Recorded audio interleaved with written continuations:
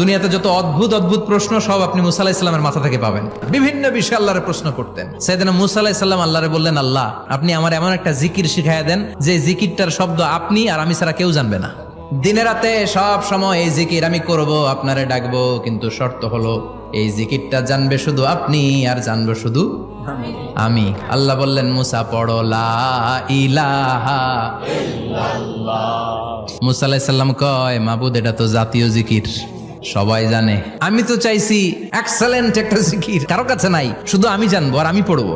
আল্লাহ বললেন, মুসা এই লা ইলাহাকে যদি এক পাল্লায় রেখে দাও, তাম বিশ্ব, 7 আকাশ 7 জমিনটারে তুলে যদি তুমি আরেক পাল্লায় রেখে দাও, লা রাজাহাত কাফাতু লা ইলাহা ইল্লাল্লাহ, মুহূর্তের মধ্যে লা ইলাহার পাল্লা ভারী হয়ে যাবে।